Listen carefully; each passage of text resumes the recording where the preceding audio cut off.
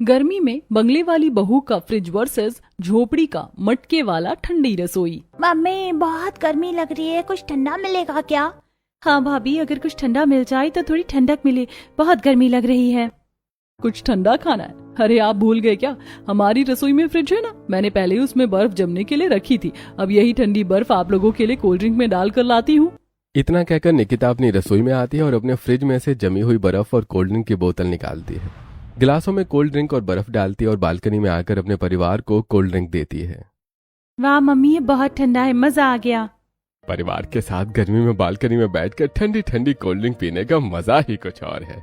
हम तो अपने बंगले की बालकनी में बैठकर मस्त गर्मी में कोल्ड ड्रिंक पी रहे हैं, पर बेचारी झोपड़ी में रहने वाली मेरी जेठानी जी और उनके परिवार को कितनी तकलीफ होती होगी। मम्मी जी, आप उन झोपड़ी वालों का नाम भी मत लीजिए। हमारे इतने सुंदर बंगले का व्यू उनकी झोपड़ी की वजह से खराब हो जाता है। उस घर की बहू की नजरें मेरी फ्रिज वाली रसोई पर ही रहती है कि मैं क्या बना रही हूँ और मैं क्या खा रही हूँ। ऐसा मत कहो निकिता, ताई जी की तरह अनीता भाभी भी बहुत खुददार है। किस्मत खराब होने के कारण उन्हें झोपड़ी में रहना पड़ा, फिर भी उन्होंने हमसे मदद नहीं ली। निकिता को अपने परिवार के मुंह से अनीता और अनीता के परिवार की तारीफ सुनना बिल्कुल पसंद नहीं आता और निकिता अपने बंगले की बालकनी से बाहर झोपड़ी की तरफ देखती है। मम्मी बहुत गर्मी लग रही है, गला पूरा सूख गया है। हाँ बहू, गले में तो कांटे चुभने लगे हैं, कुछ करो। गला सूख रहा है तो आप लोग पानी क्यों नहीं पीते? रुकिए, मैं अभी आप लोगों को पानी देती हूँ। इतना कहकर अनीता अपने घर के कोने की छोटी सी रसोई में रखे प्लास्टिक के गैलन से गिलासों में पानी डालती है और अपने परिवार को पानी देती है। भाभी कितना गर्म पानी है, इससे प्यास बुझेगी नहीं बल्कि और ज्यादा बढ़ेगी। ये पानी पिया ही नहीं जा रहा। हाँ मम्मी, ये पानी पीने में बहुत बेकार लग रहा है। अरे ओ झोपड़ी वालों, इस भीषण गर्मी में बिना फ्रिज का गुजारा नहीं होगा। अगर प्यास बुझानी है तो अपनी रसोई के लिए एक फ्रिज खरीद लो। अरे छोटी बहू, तू तो जानती है कि हमारी परिस्थितियाँ फ्रिज खरीदने लायक नहीं है। हम बिना फ्रिज के ही अपनी गर्मी बिता लेंगे। छोटी भाभी खुद बंगले में रहती हैं, इनके घर में फ्रिज है तो ये बड़ों छोटों का लिहाज भी भूल गई हैं। ये उम्र में भी भाभी से छोटी है और रिश्ते में देखा जाए तो मम्मी इसकी ताई सास लगती हैं, फिर भी छोटी भाभी इस तरह से बात करती हैं। अरे अनीता बहू, तेरी बंगले वाली देवरानी बिल्कुल सही कह रही है। अपनी झोपड़ी के लिए एक फ्रिज ले लो तुम लोग। नहीं, मुझे फ्रिज की जरूरत नहीं है, मेरी रसोई बिना फ्रिज के भी अच्छी है। अपनी झोपड़ी में फ्रिज लाने की औकात होगी तब ना फ्रिज लेकर आएगी। ये सब मेरी ही कमजोरी है जिसकी वजह से आप लोगों को ताने सुनने पड़ रहे हैं। मैं अपने घर की रसोई में एक फ्रिज तक लाने के काबिल नहीं हूँ। आप ऐसा क्यों कहते हैं? हमें फ्रिज के बगैर कोई तकलीफ नहीं होती। और रही बात ठंडी रसोई की, तो हमारी झोपड़ी में फ्रिज नहीं है तो क्या हुआ, हमारी झोपड़ी मटके वाली ठंडी रसोई में ही तो हो सकती है। मैं ढेर सारे मटके बनाऊंगी, मटके का पानी काफी ठंडा होता है और मिट्टी के मटकों की रसोई में दूसरे भी कई इस्तेमाल होते हैं जिससे रसोई भी ठंडी रहती है। ऐसी आज का दिन बीतता है। अगले दिन सुबह झोपड़ी वाली बहू अपनी झोपड़ी में मिट्टी के चूल्हे पर अपने पूरे परिवार के लिए नाश्ता बनाती है और सभी को नाश्ता कराती है। नाश्ते के बाद अरुण लेबर के काम के लिए निकल जाता है और तेज धूप में अनीता लोहे की कढ़ाइयां लेकर नदी किनारे चिकनी मिट्टी के पास आती है। उफ, शहर में नदियां कितनी दूर होती हैं। मैं तो यहाँ तक आने में थक गई, पर अच्छा है यहाँ नदी की चिकनी मिट्टी है। नदी की चिकनी मिट्टी मटके बनाने के लिए सबसे बेस्ट होती है। फटाफट मिट्टी लेकर चलती हूँ और मिट्टी के मटके बनाऊंगी। इतना कहकर अनीता अपने साथ लाई लोहे की कढ़ाई में नदी की चिकनी मिट्टी भरती है और कढ़ाई को सिर पर रखकर अपनी झोपड़ी के पास आती है। अनीता मिट्टी से अलग अलग साइज के मटके बनाने लगती है। वहीं दूसरी तरफ निकिता अपने फ्रिज में मुंह डाले खड़ी होती है। मेरी रसोई का ये फ्रिज अब बहुत पुराना हो गया है, पहले जैसी कूलिंग नहीं कर रहा। अपनी ठंडी रसोई के लिए मैं एक नया फ्रिज खरीद लेती हूँ। इतना कहकर निकिता नीरज को फोन करती है और ऑफिस में नीरज फोन रिसीव करता है। हाँ निकिता बोलो, क्यों फोन किया है तुमने? हमारी रसोई का जो फ्रिज है ना, वो सही से कूलिंग नहीं कर रहा, इसीलिए आज नया फ्रिज ऑर्डर कर दो। हाँ, अच्छा किया तुमने मुझे फोन कर दिया। इस गर्मी में तो फ्रिज बहुत इंपॉर्टेंट है। ठीक है, मैं अभी फ्रिज ऑर्डर करता हूँ। नीरज तुरंत ऑनलाइन एक नया फ्रिज ऑर्डर कर देता है। अगले ही दिन बंगले के दरवाजे पर डिलीवरी वाले नया फ्रिज लेकर आ जाते हैं। नई फ्रिज की डिलीवरी लेने बंगले की बहू पूरे परिवार के साथ साथ बाहर आती है। वहीं झोपड़ी वाली बहू अपने परिवार के साथ मिट्टी के सूखे मटके देख रही होती है। मुबारक हो देवरानी जी, आपके घर में नया फ्रिज आया है। धन्यवाद जेठानी जी, धन्यवाद। ताई जी, आपकी झोपड़ी के बाहर मिट्टी के इतने सारे मटके क्यों रखे हैं? अरे हमारी भाभी मिट्टी के मटके वाली ठंडी रसोई बनाने वाली है, इसीलिए भाभी ने ये सारे मिट्टी के मटके बनाए हैं। क्या कहा? मिट्टी के मटके वाली ठंडी रसोई? झोपड़ी में मिट्टी के मटके वाली ठंडी रसोई? वैसे तुम झोपड़ी वालों पर ये सूट भी करता है। बहू, ये क्या तरीका है अपनी सास के परिवार से बात करने का? वो झोपड़ी में रहते हैं, इसका मतलब ये नहीं कि तुम उन्हें बार बार ताने मारोगी। अनीता बहू तुम्हारी जेठानी लगती है, माफी मांगो उससे। जेठानी आप मानती होंगी इन लोगों को अपना रिश्तेदार? मैं इन झोपड़ी वालों को अपना रिश्तेदार नहीं मानती। कहाँ मैं बंगले की बहू और कहाँ ये झोपड़ी की बहू? भैया आप ये फ्रिज मेरी रसोई में रख दीजिए। इतना कहकर निकिता अपना नया फ्रिज आदमियों से अपनी रसोई में रखवाने चली जाती है। बड़े भैया माफ कीजिएगा, मेरी बहू बिल्कुल बुरी नहीं है, बस अभी जवान है। कोई बात नहीं छोटे, मैं जानता हूँ कि तेरे मन में हमारे लिए इज्जत है और बहुत जल्द छोटी बहू में भी समझदारी आ जाएगी, तू चिंता मत कर। भाभी आप कहें तो आपके लिए भी नया फ्रिज मंगवा दूं या फिर हमारा पुराना फ्रिज ही ठीक करवा कर आपकी झोपड़ी में लगवा दूं? नहीं देवर जी, इसकी जरूरत नहीं है। मैंने अपनी झोपड़ी की रसोई के लिए मिट्टी के मटके बनाए हैं। इतना कहकर अनीता अपने मिट्टी के मटके को अपनी रसोई में लाती है और उसमें पानी भरकर रख देती है। ऐसे कुछ दिन बीतते हैं और एक रात अरुण ढेर सारे आम लेकर घर आता है। वाह पापा, आप इतने सारे आम लेकर आए हैं, अब तो मैं मन भर कर आम खाऊंगा। मेरा बेटा मुझसे कुछ खाने को मांगे और मैं न लेकर आऊं, ऐसा हो सकता है क्या? चाहे जितनी मेहनत करनी पड़े पर अपने बच्चों को खाने पीने में कोई कमी नहीं होने दूंगा। बहू जल्दी से इन आमों को पानी में भिगो कर रख दो और फिर खाना खाने के बाद आम खाएंगे। अनीता एक बड़े से मिट्टी के मटके में सारे आम डाल देती है और वहीं दूसरी तरफ बंगले में भी नीरज आम लेकर आया होता है। थैंक यू भैया, मुझे आम बहुत पसंद है। ना जी, सारे आम मैं अपने नए फ्रिज में रख देती हूँ, आम बिल्कुल ठंडे हो जाएंगे और फिर खाने में बड़ा मजा आएगा। ठीक है भाभी, रख दीजिए, कल मैं ठंडे आम खाऊंगी। निकिता नीरज के लाए सारे आम अपने नए फ्रिज में रख देती है। ऐसे ही रात बीतती है। अगले दिन दोपहर में शांति, कांति और विमला बंगले में आती हैं। मम्मी, दादी, हमारे पड़ोस की दादी आई हैं। अरे आंटी, आप सब एक साथ, कुछ काम है क्या? अरे बहू, तूने नया फ्रिज लिया, उसकी पार्टी नहीं देगी क्या? जरा अपने नए फ्रिज से इस गर्मी में कुछ ठंडा भी हमें खिला, हम भी तो देखें तेरे फ्रिज कितना ठंडा करता है। हाँ क्यों नहीं, आप लोग डाइनिंग टेबल पर बैठिए, मैं अभी अपने फ्रिज से आप लोगों के लिए कुछ ठंडा लाती हूँ। सभी पड़ोसिनें डाइनिंग टेबल पर बैठ जाती हैं। वहीं निकिता अपनी रसोई में आती है और फ्रिज में रखे हुए आम और तरबूज निकालती है जो जमकर पत्थर की तरह ठोस हो गए होते हैं। अरे वाह, ये तो बिल्कुल बर्फ की तरह जम गए हैं। जब सब ये आम खाएंगे तो मेरे फ्रिज वाली ठंडी रसोई की तारीफ करते थकेंगे नहीं। मेरा फ्रिज है ही इतना कमाल का। आम थोड़े नरम होते ही निकिता किसी तरह आम काटकर सभी पड़ोसिनों और अपने घर वालों को डाइनिंग टेबल पर परोसती है। आम खाते ही सभी के दांत ठंडे हो जाते हैं। अरे बहू, ये क्या बर्फ का गोला खिला रही है? मैं पूरा दांत ठंडा हो गया। मेरा फ्रिज है ही इतना बढ़िया कि सभी फलों को इतने अच्छे से ठंडा रखता है। अरे बहू, तेरे इस पत्थर जैसे बने हुए आम कौन खाएगा भला? अरे 2 मिनट रुक जाइए, 2 मिनट में आम खाने लायक हो जाएंगे। सभी आम पिघलने का इंतजार करने लगते हैं और आम गूदे के साथ पिघलने लगते हैं जिससे सभी के हाथ आम के रस से भर जाते हैं। मैं नहीं खाऊंगा, मेरे पूरे हाथ में आम का रस भर गया है और पूरे हाथ में आम बहकर लग रहा है। मुझे भी नहीं खाने ये आम, इसमें बिल्कुल स्वाद नहीं है। ऐसा लग रहा है कि बस कुछ खाए जा रही हूँ, ना मीठा, ना खट्टा, ना कोई दूसरा स्वाद। भाभी, आपने सारे आम का स्वाद ही खराब कर दिया। बहू, आम को फ्रिज में रखकर तूने तो आम के साथ साथ हमारी जुबान का भी स्वाद खराब कर दिया है। रख तू अपने फ्रिज वाले आम, हम जा रहे हैं। इतना कहकर तीनों पड़ोसिनें मुंह बनाकर बंगले से निकलती हैं और उनकी नजर अनीता की झोपड़ी पर पड़ती है। मम्मी, कल पापा जो आम लाए थे ना, उनमें से मुझे आम दे दो ना। अरे तुझे क्या, मैं तो सभी को आम ही देने जा रही हूँ। रुक, अभी अपनी मटके वाली ठंडी रसोई से आम निकालती हूँ। अनीता मिट्टी के मटके से आम निकालने लगती है। ये देखकर तीनों पड़ोसिनें अनीता की झोपड़ी के दरवाजे के पास चली जाती हैं। वहीं अपने छत पर कपड़े फैलाने आई निकिता झोपड़ी के अंदर देखने और बातें सुनने की नाकामयाब कोशिश करने लगती हैं। अरे बहनों, तुम तीनों बताओ कैसे आना हुआ? हम तुम्हारी बहू को मटकों से आम निकालते देख कर आए हैं। बहू, तुमने अपने आम इन मटकों में क्यों भिगो कर रखे हैं? जरा आम खा कर देखिए, फिर पता चलेगा। ठीक है बहू।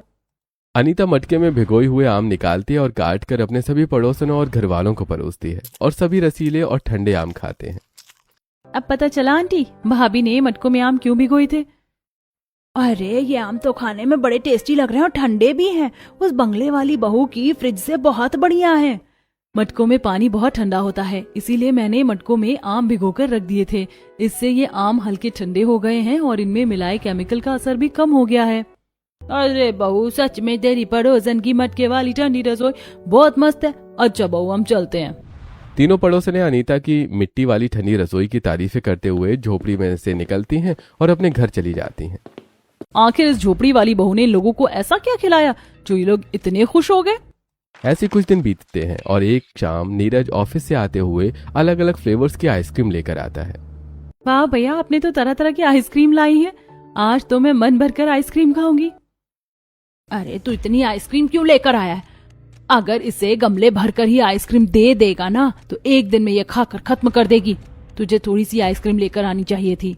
अरे ये आइसक्रीम मैं घर के लिए नहीं लेकर आया हूँ। कल मेरे नए बिजनेस पार्टनर्स कुछ खास क्लाइंट के साथ लंच के लिए हमारे बंगले में आएंगे। उनके लिए स्वीट डिश में आइसक्रीम लेकर आया हूँ। ठंडी आइसक्रीम लोगों को बहुत पसंद आएगी। ये तुमने बहुत सही किया। लाओ, मैं ये आइसक्रीम फ्रिज में रख देती हूँ। निकिता आइसक्रीम को लेकर रसोई में आती है और सारी आइसक्रीम फ्रिज में रख देती है। और अगले दिन दोपहर में नीरज अपने नए बिजनेस पार्टनर महेश और क्लाइंट को लेकर अपने बंगले में आता है, जहां निकिता सभी को लंच करवाती है। उम्मीद है कि आप लोगों को हमारी बहू के हाथ की रसोई पसंद आई होगी। जी, हमें निकिता जी के हाथ की रसोई का टेस्ट बहुत अच्छा लगा। अच्छा, अब हम चलते हैं। अरे अरे, कहाँ जा रहे हैं आप लोग? रुकिए, अभी स्वीट डिश में आइसक्रीम भी है। अरे नहीं, अब आइसक्रीम की क्या जरूरत है? वैसे भी मैं सिर्फ अपने फेवरेट फ्लेवर की ही आइसक्रीम खाता हूँ। अरे मुझे पता है, इसीलिए मैंने आपकी फेवरेट मैंगो फ्लेवर वाली आइसक्रीम ही लाई है। निकिता जल्दी आइसक्रीम लेकर आओ। अरे ये सुनकर तो अब मेरा आइसक्रीम खाने का मन हो गया है। अब तो मैं आइसक्रीम जरूर खाऊंगा। निकिता अपनी रसोई में जाती है और फ्रिज से आइसक्रीम का डिब्बा निकालकर डाइनिंग टेबल पर आती है। निकिता आइसक्रीम का डिब्बा खोलती है, जहाँ सारी आइसक्रीम पिघली हुई होती है। अरे इस आइसक्रीम की तो आइस ही खत्म हो गई, अब तो सिर्फ क्रीम बची है। ये क्या नीरज, मैं ऐसी पिघली हुई आइसक्रीम खाऊंगा क्या? तुमने मेरा सारा मूड खराब कर दिया। बहू, तूने आइसक्रीम फ्रिज में रखी थी ना, फिर ये गली कैसे? शायद आज सुबह फ्रिज के पास झाड़ू मारते हुए, सफाई करते हुए फ्रिज का स्विच गलती से बंद हो गया, तभी ऐसा हुआ। वेरी डिसअपॉइंटेड नीरज, तुमने मेरा मूड स्पॉइल कर दिया। मैं अपने क्लाइंट के साथ जा रहा हूँ, गुड बाय। और मैं अपनी डील दूसरे पार्टनर्स के साथ करूंगा। महेश के इतना कहते ही नीरज महेश को समझाने लगता है। वहीं दरवाजे पर खड़ी शारदा सारी बातें सुन लेती है। हे भगवान, सिर्फ एक आइसक्रीम की वजह से कहीं नीरज का काम खराब ना हो जाए। मुझे जल्दी से बहू को जाकर सारी बात बतानी पड़ेगी। बहू ही कुछ आइडिया दे सकती है।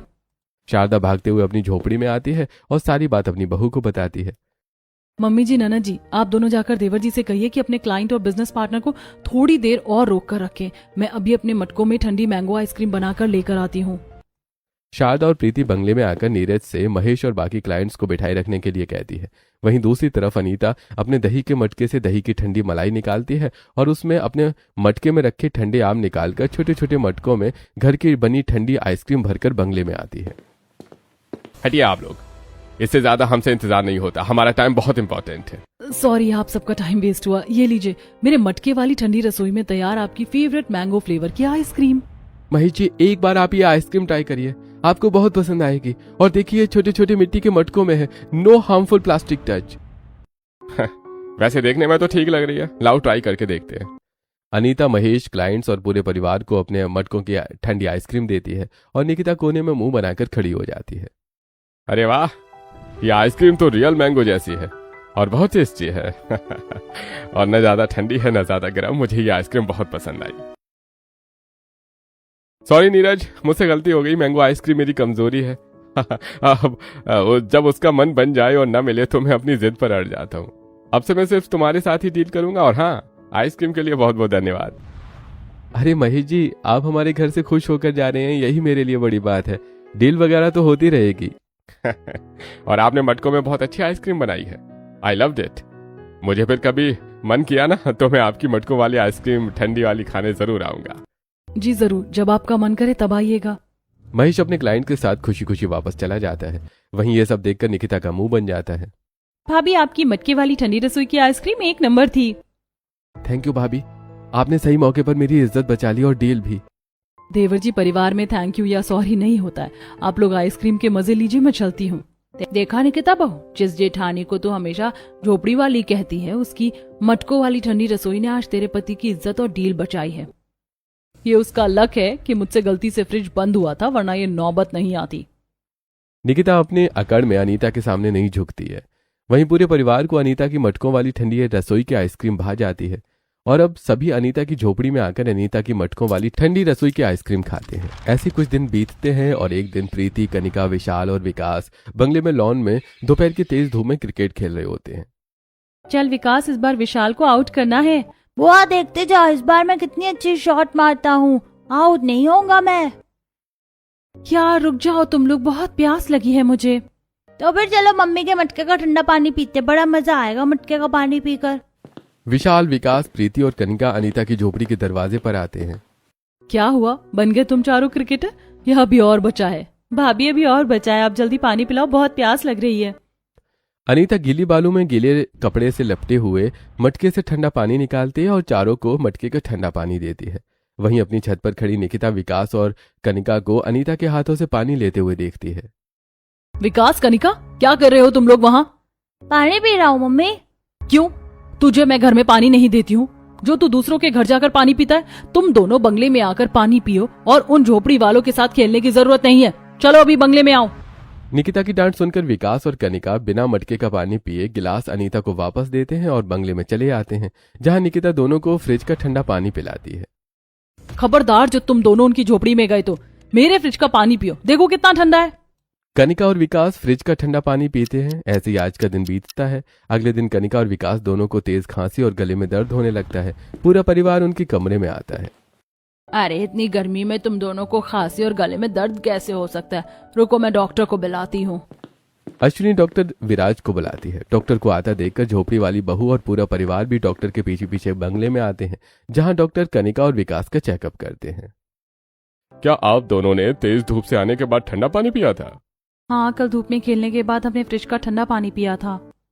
हमेशा याद रखिएगा, कभी भी तेज धूप से आने के बाद तुरंत फ्रिज का ठंडा पानी मत पीजिएगा, वरना इसी तरह तबीयत खराब हो सकती है। लेकिन कल विशाल और प्रीति बुआ ने भी ठंडा पानी पिया था, उनकी तबीयत क्यों नहीं खराब हुई? ठंडा पानी? पर अनीता बहू के घर में तो फ्रिज नहीं है, वो ठंडा पानी कैसे पीते हैं? मम्मी हमें मटके का ठंडा पानी पिलाती हैं जो फ्रिज के पानी जितना ठंडा होता है। जी देखिए, मटके का पानी नेचुरली ठंडा होता है और मिट्टी में कुछ मिनरल्स भी होते हैं जो पानी को और शुद्ध और अच्छा बनाते हैं।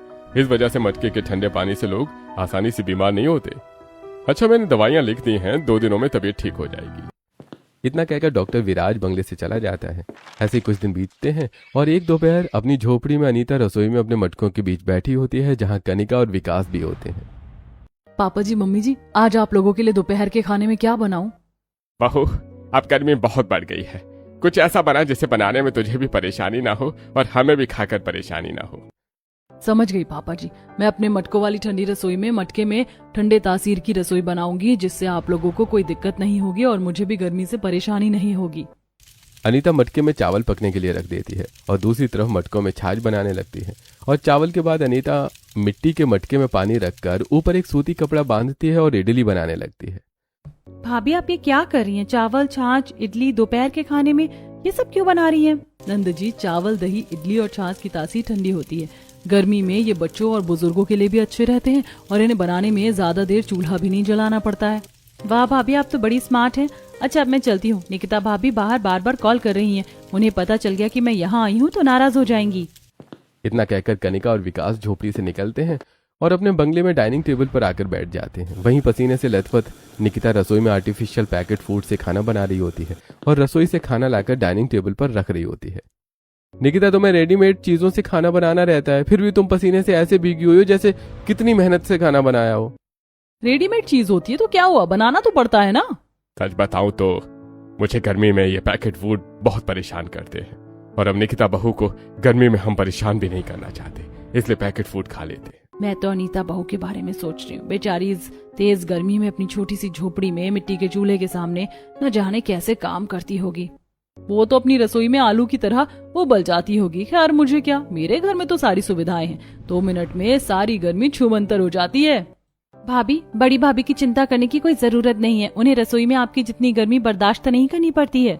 क्या बात कर रही है नंद जी आप? वो झोपड़ी वाली मिट्टी के चूल्हे पर खाना बनाती है, वो भी इतनी तेज गर्मी में, उसकी तो हालत खराब हो जाती होगी। नहीं भाभी, ऐसा कुछ नहीं है, उनकी रसोई में चूल्हा जलने के बाद भी काफी ठंडक रहती है। भरोसा ना हो तो खुद देख लीजिए।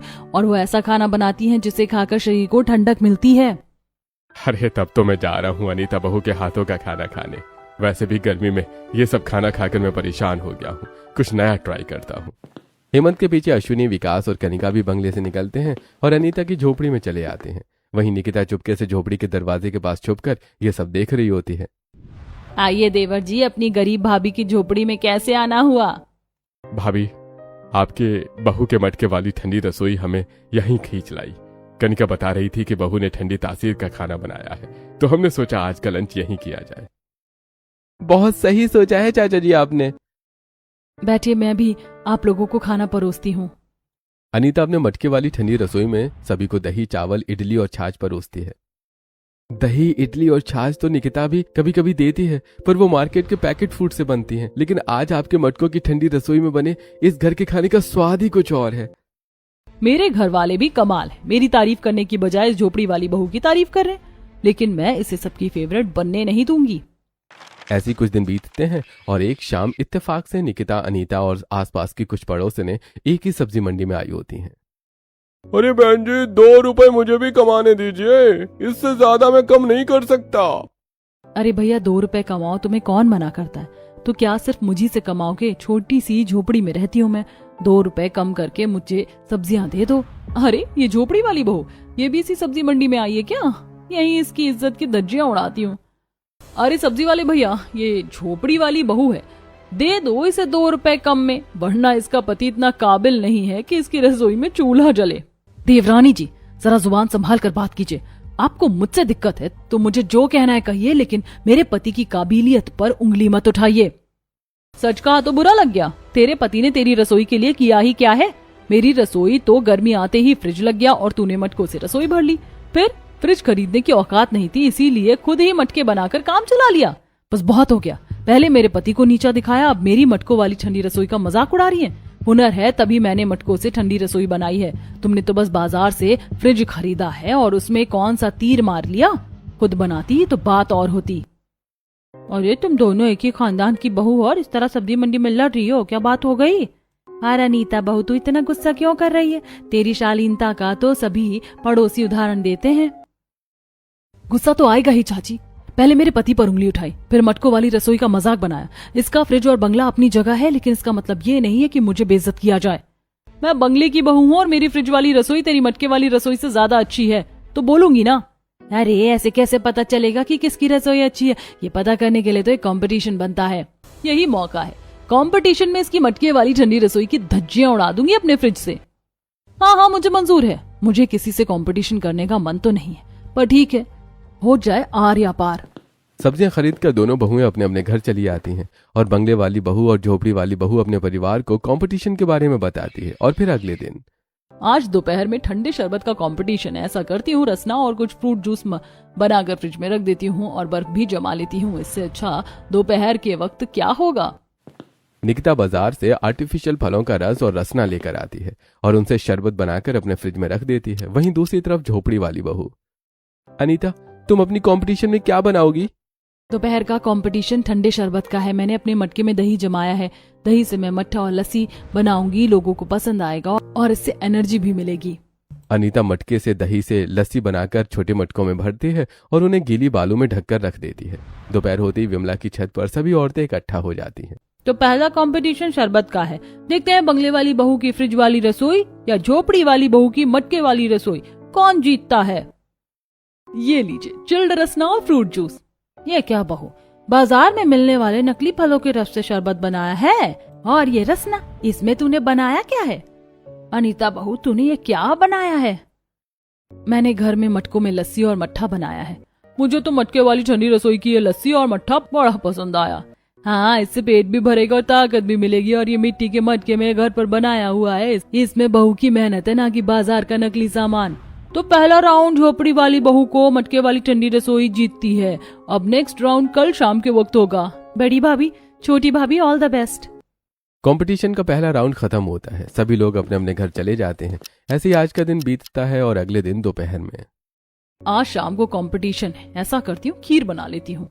निकिता अपनी रसोई में आती है और ड्राई फ्रूट डालकर खीर बनाती है और फिर फ्रिज में रख देती है। वहीं दूसरी तरफ झोपड़ी वाली बहू अपनी रसोई में पानी पूरी बना रही होती है।